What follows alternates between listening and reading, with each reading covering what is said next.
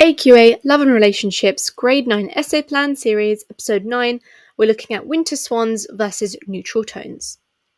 So over the last couple of weeks, I've been writing up some unique essay points and plans for you guys as a free resource because they don't really show grade 9 essay plans on the internet, so I wanted to help you out there. So if you do find this video helpful, be sure to subscribe. So let's look at the first line of argument comparing winter swans and neutral tones, which is that both poems present unhappy relationships through natural imagery. So that is the line of argument. And let's look at the subpoints now. So both poems utilize pathetic fallacy of weather, which, remember, pathetic fallacy is using weather to describe a mood, and season to present the unhappy state of the relationship.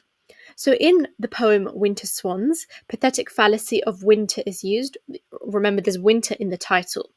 And in neutral tones, a similar thing is done, where winter's day is mentioned very early on in the poem. Now, both establish early on that it is the winter season.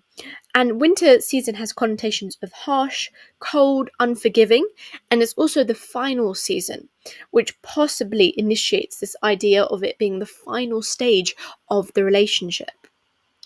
Now, pathetic fallacy is continually used in both poems. So in Winter Swans, the quote, "the clouds had given their all." There's also personification of the clouds, suggesting that they had given up.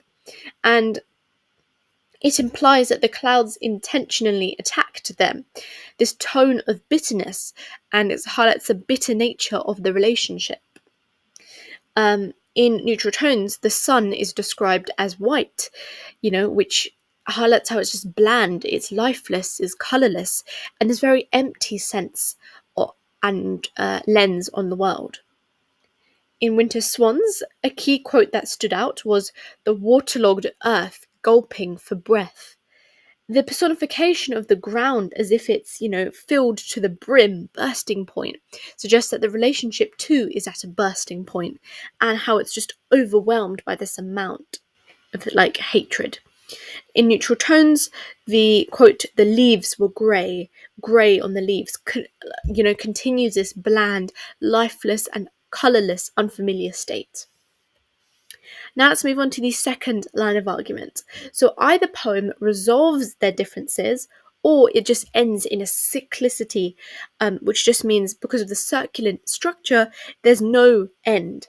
Now, in Winter Swan, there is some progression in the poem because they eventually go to the simile like boats writing in rough weather, suggesting that there is some healing continually to happen, and it's just that the boat and the relationship will eventually stabilize.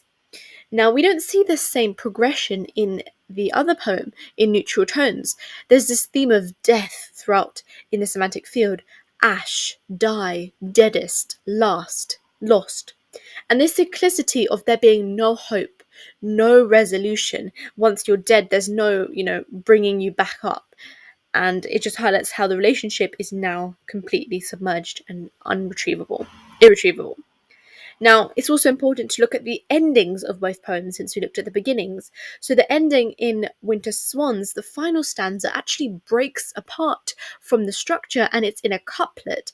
And this shows that there's unity. They've dissolved some of their differences and there are some rays of hope. The romantic Petrarchan connotation of it being a couplet and then symbolizing the two of them together is also quite romantically showing the hope. Now, we don't get this hope or sense of progression or any sort of resolution in neutral tones. The final line actually partially mirrors the first line with the greyish leaves. And this just further continues this idea of hopelessness and how the relationship is beyond retrieval. Now, if you found this video and this essay plan helpful, then do feel free to like and subscribe to both Noel for GCSE and Noel for A-Level, where there'll be more videos uploaded on either channel. Thank you so much for watching and see you soon.